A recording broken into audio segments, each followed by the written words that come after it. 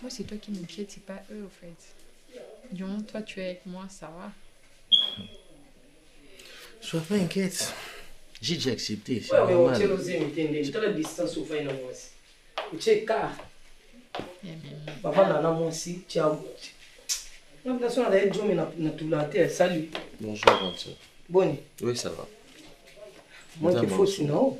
Nanini. Vous êtes là, le pasteur a dit, maman a dit, ceci, cela. On a engrossé ta femme. Chez l'homme de sa maman. L'homme de sa maman. En un mot, je vais dire les camps de sa maman. Il a engrossé ta femme. Tu sais pourquoi? Vous attendez toujours. Le pasteur a dit, la maman a dit, le pépé a dit, on attend l'argent qui vient en Europe pour un peu de toi, un peu d'Europe, tu fais englober, tu épouses ta femme. C'est pour cela qu'on a engrossé Getty. Mais il faut que vous ne vous pas Getty, vous ne pas Getty. Bon, il y a des patins pour la récica. Tant banda ki Getty, banda ko chocho, tu vas atteindre bits.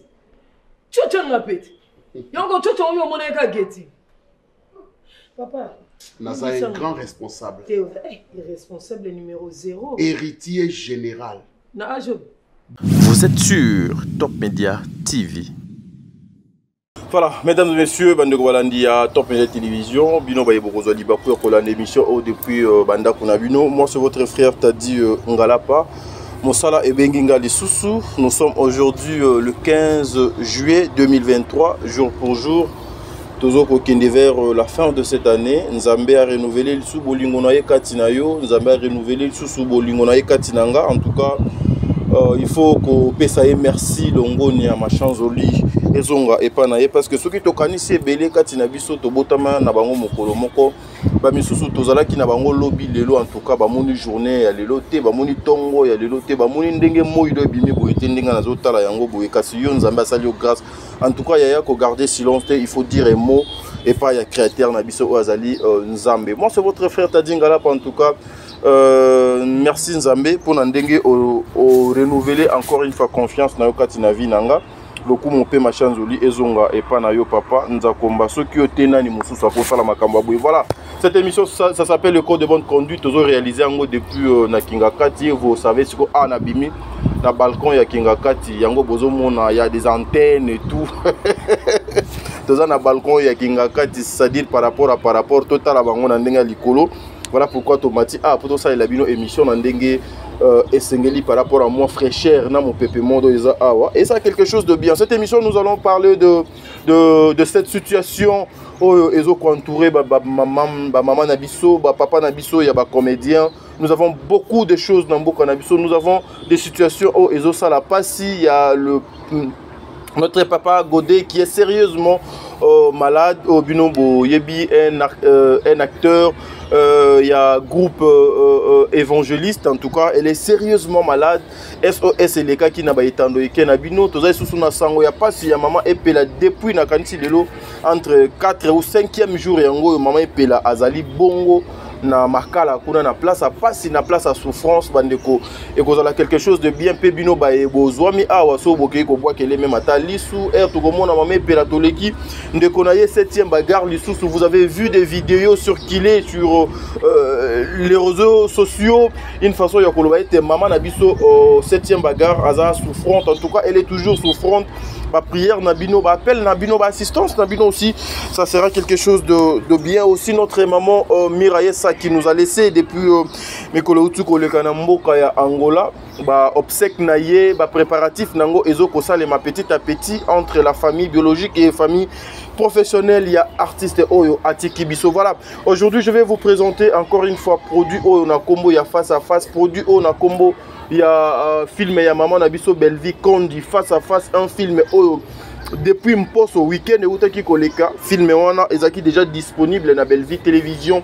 Une façon de vous accompagner, une façon yosa la bino mosala na ndenge bolingaka. Voilà pourquoi aujourd'hui tozoya ko expliquer moi 2-3 tableaux ozali na kati ya film na bino toza déjà na 7e épisode. 7e épisode oyo yango na 7e épisode wana na moi 2-3-4 tableaux to meka ko solana bino to meka ko kabola makanisi ensemble avec bino par rapport à la situation parce que vous savez na yebsa bino Belle Vie télévision ezali Yerusalem ezali bisika o bokozwa kimia na mitema ezali bisika o oko réussir ezali bisika o oko tonga lisusu eloko oyo ezalaki éparpillé o donc ebebaki na Belle Vie télévision. Vous allez vous retrouver, vous allez faire les choses na ndenge vraiment elongo bani na ndenge esengeli, parce que de l'autre côté il y a les orientations, il y a les conseils et ça na makambo belé obino bokoki ko sala na ndenge ya bonzambe.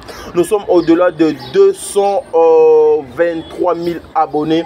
C'est grâce à Dieu. Merci infiniment pour la famille Libota. Merci pour l'engagement na bino solennel na chaîne wana. Merci pour nos Congolais nyonso. Merci pour nos participants. Il y a filmé oh na combo, il y a face à face. On a aussi la bino quelques tableaux à tout le moyen.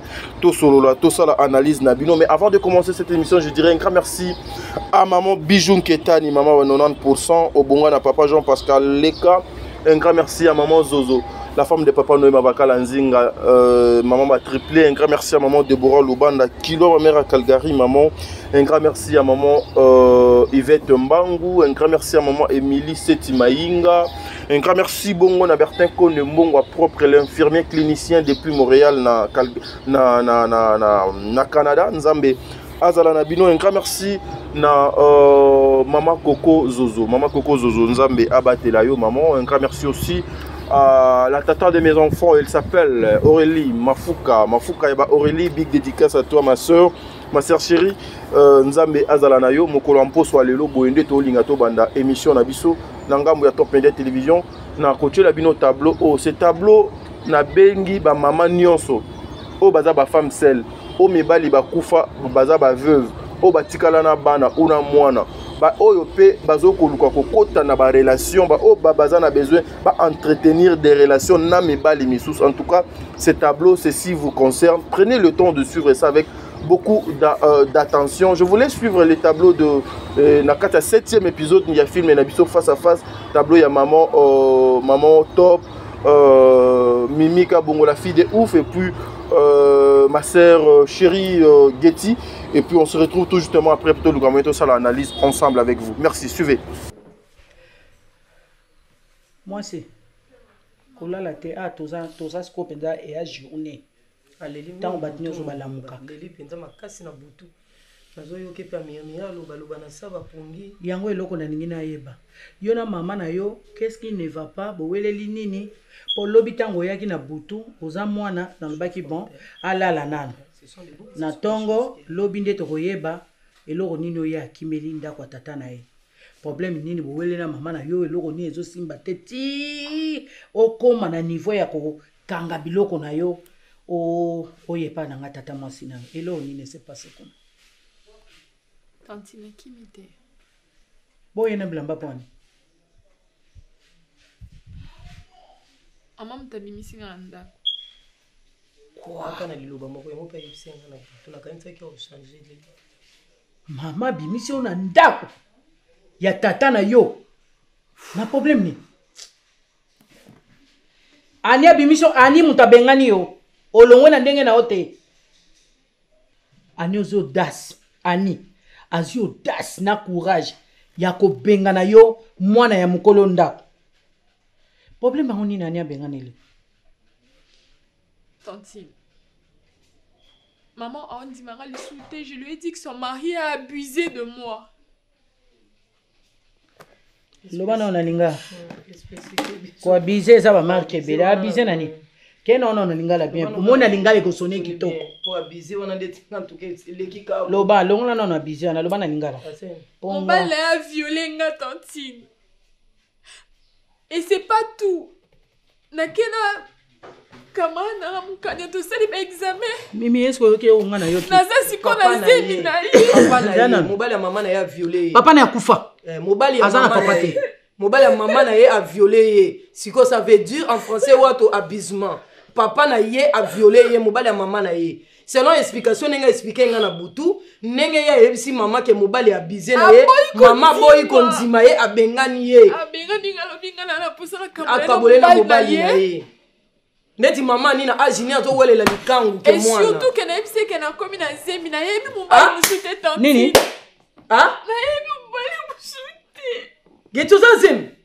Yes, vous n'avez pas de Nabela on va niger au Tchoukoué. Abeli Chineke. Maman binga na sai ki ndumba na yo kabla. Yena mbala Giti ça zemi ya mobala maman na yo. Non, ça mérite un avortement précoce. Il faut vite avortement. On va couper terre, on va goût. On va couper pourquoi? Puis on va qui va couper pourquoi? Pour moi na yo obenga maman na onai. Obenga tata na onai. Non. Nzambe sunga, nzambe pesa na kimena mtu munene. Na ninga attention te. Na ninga eloko moko te. Ezalo ba ngabo na bibi na mbala top. Top za maman na nga. Allez na suka na zuise même pas sur l'avortement toi tu dis non. Non, tu vas avorter. L'avortement tu vas avorter. Obota na mbala maman na. Ya na nga mawa ele na sama bele ya na oki o mawa ya. Opema na kimena ya na ngai. Makamuni yo sona yo vandi nango penza yo loba lelo po babengani yo. So babengana kyo tongo vanda kana zemi na kata ndaku na bino. Ani azolenga nini? Maman français soit chef club ba maman posa nzoto. Ani azolenga nini? Ngana yebi lelo neti génération yo. Bato balengela ka ya ba jeune garçon. Po bazan et pas tata na libumnel kwa mtakota kawe c'était loni awelela kuna. Et loko nina malongeza pa Serge wana. Et loko nino yazo welela ngo et pas ya mwana mbali wana Serge. Azo welela nini? Pour Nathalie pe Serge atanga pe na wendi na ngana ozo tata Léon. So na zo Léon za ka pona mbongo ndeti Serge un vaut rien. A dépendre na mbongo ya maman bino. Ala ti ozemi. Ba ti bino zemi. Keno za bilo na question so. Tati lozo makuna te. Nazwele. Nazemi. Toke kuna anya mona ngai. Tomona. Watu. Non. Abisement goûter les canons ni sauf zemi.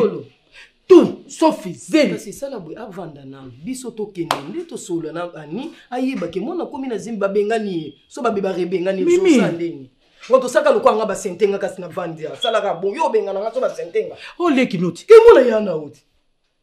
Makila na oti.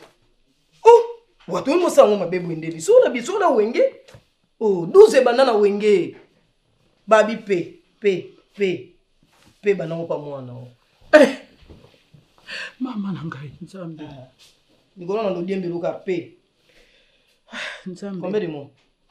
Tu connais les mots. Et tu dis que mon appel n'entend pas l'omino et l'omino t'amawate.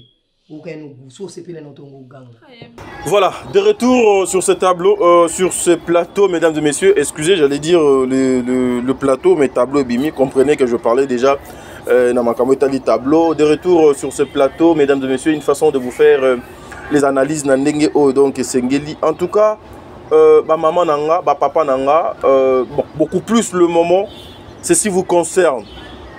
Ba maman veuve. Bamamo mimi bali bakenda batika. Ici, je parle aussi des femmes seules. Alors, je dirais des vraies femmes seules. Parce qu'il y a certaines femmes, oh lelo bazali ba femmes seules, qui femmes seules na bango e bandaka de 5h ti 22h45. De 5h ti 22h45. Donc, à partir de 22h45 ti 5h, katikati ya butu wana bakoma ba marié. Tobenga bango ba maman insensée, ba maman irresponsable. Nazoloba awa, ba vraie femme seule, ba vraie femme veuve. Oh yo non. Depuis que son homme est parti, atikala juste pour aboko la mwana nae, atikala pour aboko la bana nae. Ba maman wana ndenga nazolobela awa. Ba vraie femme de valeur wana ndenga nazolobela awa. Profitez quand même, il y a quelque chose sur ce que moi je vais parler ici à travers ce film face à face. Vous aussi qui cherchez au moins au quota dans une relation pour aussi la continuité ya vie na yo. Maman. En tout cas, si réellement vous êtes une maman consciente, une femme à vertu, vous n'allez pas vous embrouiller. Avant d'abord de s'engager avec un homme, bah maman nanga, vous devez tenir compte, il y a paramètres. Vous devez tenir compte, il y a mutu o nazo lingana zwa. Vous devez tenir compte, il y a mutu nazo lingana kota na vi nanga à quoi porter lenganine. Parce que je sais, il y a beaucoup de femmes aujourd'hui, parce que le sel, parce que son homme est parti, à patienter tant moko boé. Alors non, il est temps maintenant na sala choix nanga. Mais maman na choix wana, je vous demanderai, je vais vous recommander de faire les choix avec les orientations divines, de faire les choix avec la volonté de Dieu. Ko sala choix kaka na ndenge ya nzoto te, ko sala choix na musunité, sala choix même sur le plan spirituel. Il faut demander aussi l'aide de l'Éternel. Beaucoup de femmes aujourd'hui, beaucoup de mamans aujourd'hui font des choses par rapport à plaisir charnel, na ba posa ya mokili, na ba posa ya nzoto. Ils oublient, oui, nous savons tous maman, des fois le corps ici demande, hein, des fois le corps aussi demande. Au moins appelé moi côté animal autozala nango na kibomutu na biso au moins appelé sali et comme peut kosenga. Mais j'ai l'habitude ya koloba tel que moi une fois depuis un certain moment na nazwaka décision moko pour dire NON plus jamais je laisserai mon cœur me guider. C'est-à-dire maman le corps ne peut pas te guider, les sentiments aussi ne peuvent pas te guider. On n'accepte pas un homme par rapport il y a morphologie naie par rapport il y a forme naie par rapport il y a forme par rapport il y a forme naie. Maman, lorsque vous trouvez un homme na forme naie, vous devez aussi faire un effort, vous devez demander l'aide de l'Éternel à l'accès au fond il y a mobile yuana à l'accès au fond il y a mobile yuana pour que cet homme erioso côté na vie na yo azala libakute azala porte malheur te azala malédiction te azala sujet ya moquerie te azala pe déstabilisation te pour na foyer na yo. Il faut prendre le temps maman, il faut prendre le temps. Aujourd'hui une femme consciente réellement, l'homme qui est parti il t'a laissé et au yebi le pourquoi mobile yuana a kendaki ndeti ba maman na biso des femmes seules. Vous devez faire l'examen de conscience nazala ki na mobile oyo to fanda ki na ye to botina ye mwana to botina ye bana to zala ki place moko mais il est parti accueilli pour nanine. Pourquoi na koka ki ko retenir yete, pourquoi na koka ki ko garder yete, pourquoi na koka ki ko empêcher papa ote abima na kati ya ndako oyo au mitali nanu. Ah, c'est papa me reprochait pour na makamunanga ya kotambola mingi, pour na makamunanga ya ba camarade, pour na makamunanga salité, pour na makamunanga ya insolence, pour na makamunanga ya kozanga soumission, pour na makamunanga ebele ya ba vie milangwa na ba vie ya ba boîte ou quoi que ce soit. Aux 8 ans, il y a qu'à réfléchir sur ça. Et lorsque au mekina ko réparer babiloko wana o esali ke yotika la femme seule, et c'est alors que okoki ko s'engager. J'ai l'habitude de le dire, bah maman nanga. Au réparer na pota wana, au soigner na pota et puis au s'engager pour une nouvelle vie avec une nouvelle personne. Mais et si longtemps que pota wana place oyo mabe wana ebimaka pour que mibali ba kenobia mobali wana atikaki obongsi ngote, même si tu te mettais dans une relation avec un homme responsable ou bien mature, en tout cas à la fin de la journée, ça sera toujours scandale. Aussi, il y a des femmes, il y a des femmes qui acceptent aussi de rester seules. Mobali abotisi bana lokola bande kona biso misusu ya poto azana ba intérêt na ye kati na bana wana po mundele abano futa ye mbongo a bénéficier nango akomona mobali azana ye na utilité te abenga na ye po ye atikala ye moko. Mais ba mama oyo bazana ba kawana te, ba mama oyo bazana na oyo ekomela bango naturellement. Maman, il faut prendre le temps pour nos côtes à mobali na kati ya vie na yo. Tu as tes enfants, tu vas penser à l'avenir de ton enfant ou de tes enfants, tu vas penser à l'avenir ya yo moko et puis tu vas regarder cet homme va m'apporter quoi. Cet homme est-ce que a compléter ba vide au mobali nanga tiki. Cet homme est-ce que a kozala capable vraiment ya kozala un bon papa, un papa responsable pour ma fille ou bien pour mon fils. Comment vous avez hier été dans un couple, dans une maison avec un homme responsable, mais lelo ozolu kwa kosala choix ya mabe. Un choix ya gaillard zéro moko boye, loko la mama Annie. Loko la mama Annie. Alandi forme ya papa Serge. Alandi kitoko ya papa Serge. Alandi peut-être ma flatterie, il n'y a papa Serge. Et aussi, à comment qui au bout, elle a trop patienté, elle a pris le temps. Elle a élevé sa fille, celle. Mwana, Azaki Mwana Mouké, Akoli, Akomi, maman Mobimba. Mais maman, lorsque Azaki Papa Serge, Athéna qui compte, il y a un élément wana nyon sauté. Qui est cet homme ici? Est-ce qu'il viendra pour compléter vie nanga, kotombolanga na bisika o na kweki koluka moyen afongolisanga horizon moko boye pour continuer ma vie? Ba film ezali ba leçon, ba message, ezali ba orientation. Ce sont des films comme ça que vous pouvez suivre avec toute la famille. Vous pouvez suivre ces films avec toute la maison. Vous pouvez suivre ces films avec catégorie ya batu nyonso, c'est-à-dire na kati oyo ka betiste. Face à face. Et ça déjà disponible na Belle Vie Télévision. Maman Annie alandi kaka forme ya mutu oyo. Et puis aussi, et là, je vais souligner pas maman nanga basi. Comment tu peux accepter d'avoir un homme qui a plus de 30 ans, mais afin nakaka et pas ya ba parents naé? Oui, au Congo ici c'est possible, hein. Avec la conjoncture Yambo Kanabiso, nous avons des amis au Tozana Bango ba âge moko au bayaya au baza likolo nabiso nambula tilelo baza kaka chez ba vieux chez ba parents par rapport à la conjoncture Yamboka. Oui, et ça. Mais il faut qu'on y ait et pas ba parents afin d'y pour la condition nine. Mais soit ça na héritier. Il y a beaucoup de femmes aussi herba yoka que non mon mobile yana zali héritier. À hérita biloko il y a papa nae, il y a des femmes comme ça qui s'accrochent par rapport à héritage oyo garçon wana ou bien papa wana ou bien mwana wana azanango oyo azo bénéficier na moto qui a pas si y a ba parents nae. Il y a des femmes comme ça qui s'accrochent. Oui, il y a des héritiers responsables. Nous avons vu, il y a des pasteurs, ba papa batikela ba église, il y a des banane. Il y a des héritiers au bazali, ba responsable baza. Mais la majorité à bateau yo batiki laka babomengo. La majorité bakendaka musikate, la majorité bazalaka na souci nango makasite parce que ayebi kenanyo kwa mimi nango te. Et nazo pesa conseil au na ba héritier nyonso. Mon frère Ozali héritier aujourd'hui, ma soeur également.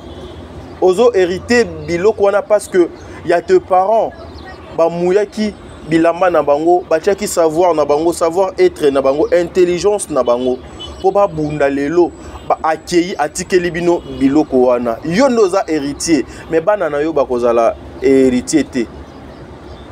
Bako hérité na biloko wana te. Oui, eza na bana misusu ke biloko ya koko na biso tozo dondwa na yango. Mais papa, toi aussi tu dois faire un effort. Tu dois faire un effort pour moi dans le lobby donc héritier. Il faut aller au travail. Il faut chercher. Ce qui papa a tiré qui 1 million, comme ça 2 millions, 3 millions. Tes efforts et accompagner héritage au papa a tiré. Ça sera quelque chose de bien. Babiloko Nyon Soto Fongola. Oh, c'est grâce à ces films face à face. Regardez maman Annie. Asali choix ya ma bé et pas papa Serge. Aye nanda collier à ma lumière. Au lieu à ma solution, au lieu à empêcher ma miso ya maman oyo et continuer à couler, aye ko tcha des autres. Aye ko sente moi na ya maman. Papa Serge a sente moi na ya batu. Papa Serge a sente moi na ya maman Annie oyo aye ko kuta ye na ndaku na ye. Papa Serge aye ko tcha trouble, désordre moi na maman bazoyo kanali sousouté. Aujourd'hui, la fille de maman Annie se retrouve chez ses tantes à cause il y a choix ya ma BO maman Annie donc à Salaki. Peut-être aussi toi maman, tu traverses tant de faire un choix. Il faut faire un choix pour tes enfants. Il faut faire un choix pour toi-même. Il faut faire un choix qui va t'aider, qui va te donner la paix, qui va t'apporter des solutions. Comment hier tu avais un homme responsable et mature, conscient, et aujourd'hui, pour ne pas poser en autres, tu vas avoir un homme irresponsable et immature. Un homme qui va te chercher des problèmes. Un homme qui va t'éloigner de tout le monde. Un homme qui va t'éloigner même de ta famille. Un homme qui va chercher même à te séparer avec tes enfants. Film ce sont des leçons. Vous suivez ça, vous partagez ça avec tout le monde, avec toute la famille, avec les amis. partagez ces films en tout cas. Ce sont des films où ils pena, vous sentez que sont l'andiango du début jusqu'à la fin. Et aussi les épisodes de sur les films où papa, maman, obima heureux, moutouna yo, et bima blindé. À cause de Choua Mabé. Getty qui n'a jamais connu un homme. Getty qui a un homme, mais à koka même ko simba ye même ata na tolote. À koka aussi même ata na nzotote. Azoko c'est voilà, azoko mi batela. Ba papa Serge Bajar ya ba papa oyo ayena ndako akomi ko lula na mbana ya mwasi na ye. Ba papa na baze belé.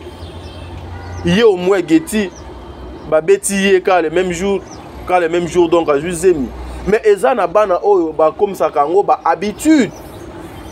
Nanda coupé maman ayebité. Kaka moi na papa o maman amemela ye nanda kunda koma pe mobali na ye elle moi ça ki ndaka musala bangomi balena moi na libala donc komaka voilà.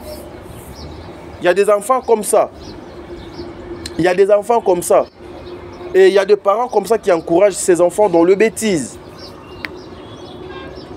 Chers parents, il faut bien faire le choix. Il faut yeba nani oyo ozo meme na ndako. Nani o ozo linga au côté na famille na yo. Et pourquoi ozo linga do côté na foyer na ye. Na foyer na yo, ça sera quelque chose de bien. Ba nebele baza ba victime ya ba viol na ba ndako na bango et pas ya ba papa o ba maman na bango ba mema. Ba papa o ba maman na bango ba sala ba choix par rapport il y a intérêt moko boy pour garçon na za na mbongo pour garçon na za beau pour garçon na ala taka bien. Ba nebele baza ba victime. Ba maman belé ba baby si ba vie ya bana na bango. Makambo ezo salema na ba foyer belé ba maman na ba papa na ba foyer belé makambo ezo ko salema. Prenez le temps de suivre ces films. Le 8e épisode nango ekota. En tout cas, zalaki vraiment bongo tableau open nazaki na besoin to solo na bino. Mais na oti kabino isusu bolanda tableau oyo ya Mimi Kabongo, la fille de ouf, Mimi Kabongo, la fille de ouf, avec Getty et puis Mobali ya Getty oyo.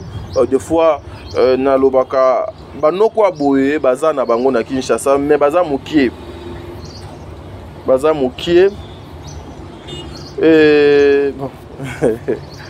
Baza mokie, mais gloire à Dieu, à tous les hommes qui oyo bazoko se retenir, bazoko préserver, oyo bazoko battre la kibango, ba opé bazo aider basi na bango na ba décision oyo bazwa que toi et moi on va se tokoye bana banzoto jusqu'au jour ya mariage na biso nzambe à continuer ko battre la bino, à continuer ko zala na bino. Suivons d'abord ces tableaux et puis on se retrouve tout justement après. Merci beaucoup. Mais va à l'hôpital, non? Ah, toi aussi. Toi aussi, mais va à l'hôpital. Ça fait vraiment... Tu fais trop la quinoise, va à l'hôpital. Oui, peut-être qu'à l'intérieur, ils ont eu des déchirures, je sais pas, va à l'hôpital. Mais on prend soin de toi ici? Ouais, très bien en tout cas. Très bien. Je me plains pas. Ta tante ne fait pas de bruit. Non. Tu l'avais dit ouvertement que c'est... Ouais, elle sait tout. La bombe même, je venais donner des rapports ici quand ta maman doit savoir ma caméra. Mais là... savoir que vous aimez ça... Ouais, allez. Moi, c'est toi qui m'inquiète, c'est pas eux, en fait. Du moment que toi, tu es avec moi, ça va. Sois pas inquiète. J'ai déjà accepté. C'est normal.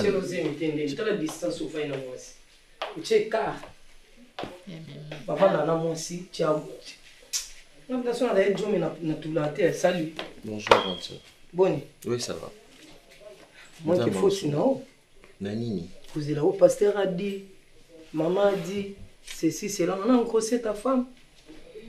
Chez l'homme de sa maman. L'homme de sa maman. En un mot, je vais dire les camps de sa maman. Il a engrossé ta femme. Tu sais pourquoi? Vous attendez toujours. Le pasteur a dit, la maman a dit, le pépé a dit, on attend l'argent qui vient en Europe pour un peu de toi, un peu d'Europe, tu fais englober, tu épouses ta femme. C'est pour cela qu'on a engrossé Getty. Tout le banabi se ligne là pour se comprendre bien. Déjà, c'est pas encore ma femme. Maintenant, femme officielle. Tu sens comment? Alors. Comme on a engrossé ta femme. Bon, Anémo, ton concubine, tu sens comment? Personnellement, ça me fait mal. Merci. Je ne vais pas le nier. Ça me fait mal, mais c'est inférieur. À qui la faute? 5 ans de service. Maman a 5 ans de service. 5 ans de mariage. 5 ans de proposants. Tu as vaincu la femme. On était encore aux yeux. Combien d'années de vous êtes ensemble? Même pas bouche à bouche, pas encore. Tu attends les pasteurs. On a engrossé. Il est... Bon. Ah. Mais à part ça. Par toi-même, à part ça. Moi, ça va. Et puis Getty. Mais toi, tu es fort, hein? Tu viens, on a engrossé ta femme, mais tu viens nous rendre soeur, visite chez la tantine. S'il vous plaît, grand. Ah! S'il vous plaît, par respect que j'ai. Maintenant, par respect que j'ai. si ils pondent l'enfant, Mais c'est votre il faut venir. Azalé qui n'a En français, s'il te plaît. S'il te plaît. Ce On que va tu voir dans dis, français, oui. ce que tu dis, c'est pour la mettre mal à Non, non, l'aise. c'est pour Parce la que moi- fortifier. Non. Elle ne sera pas fortifiée. C'est un fait qui a. Mais c'est à cause de toi, tu es mauvais. Si tu l'avais engrossé avant le Pourquoi vous papa, voulez que moi je regardez, l'engrosse les avant? mamans de lui, les posent en Zoto. L'enfant aussi, les pose en Zoto. Il a fait les fusions. Les fusions.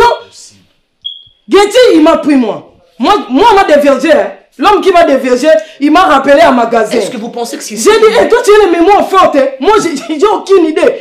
Après lui, beaucoup de hommes ont passé. Mais lui, est-ce que c'est ce qu'elle a besoin maintenant? Elle a besoin de cette histoire. et que tu maintenant, racontes. on a dévergé ta femme, on l'a mis enceinte, toi tu es là assis.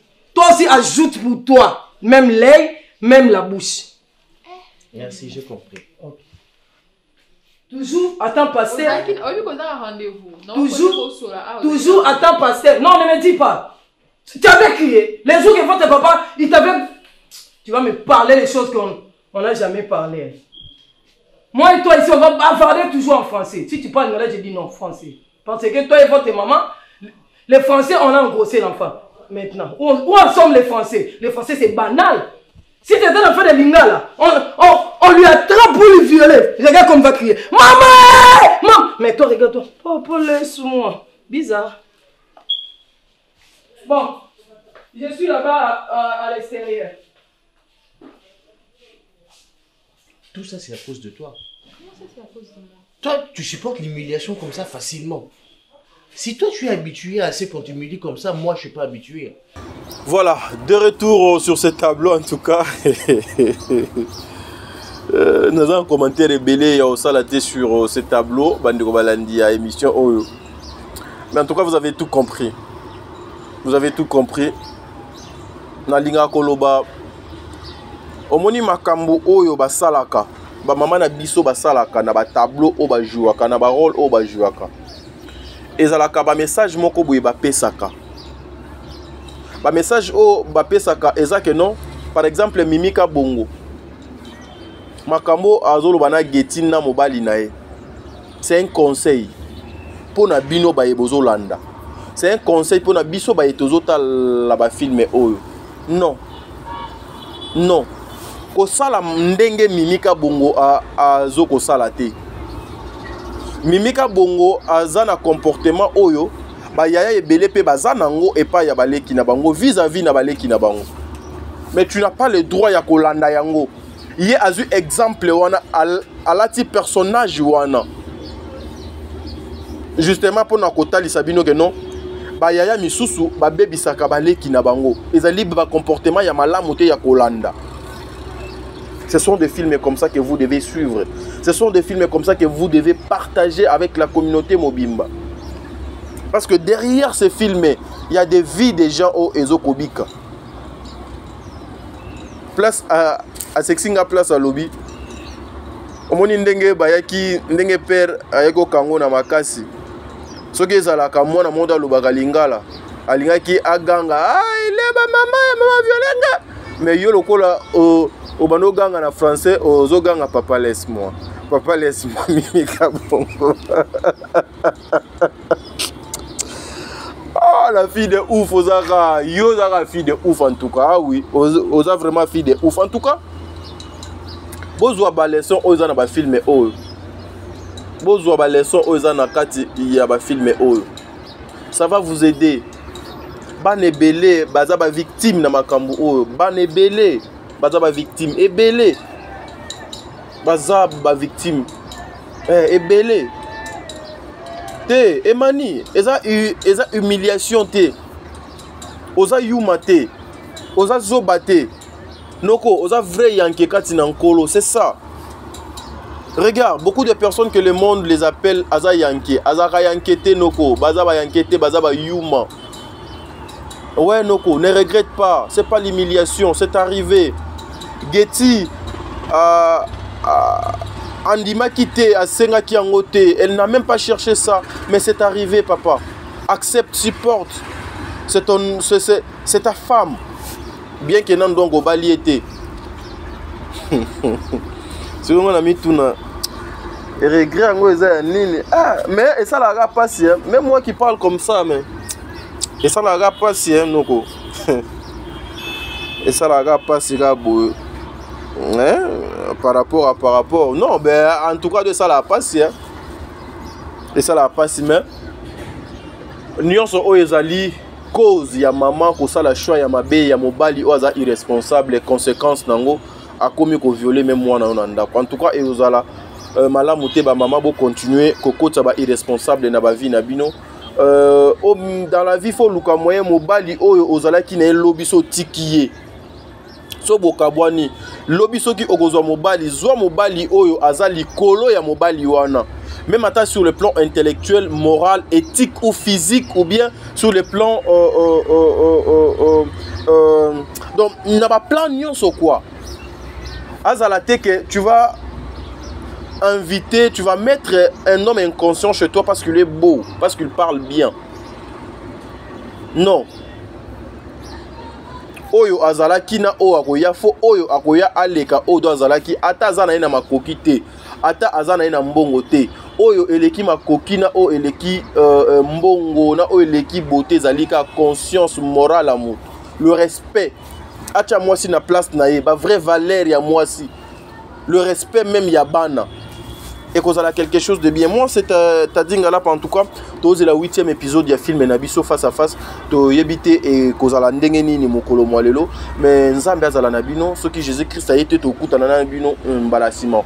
Président bébé, maman Nathalie Nana Mosibu, Angelos Karwan, Fatou Dokonti, Makiala Kumba, Tata Poefa Pekato, Jenny Beta industriel en tout cas nzambe azala nabino. Sol Mbemba Mbemba Basol, Madeleine Aketa. Vicky Mosaou, Nzambe Azalanayo, Maman Coco Zozo, encore une fois, que le bon Dieu vous bénisse. Moi, c'est Tadingala, c'était l'émission Le Cours de Bonne Conduite. Participation dans Mokolo Alilo pour le 7e épisode du film Nabino face à face et Soukiawa, Tokutani Malasima, Lobeko Le Kalilo. Merci beaucoup.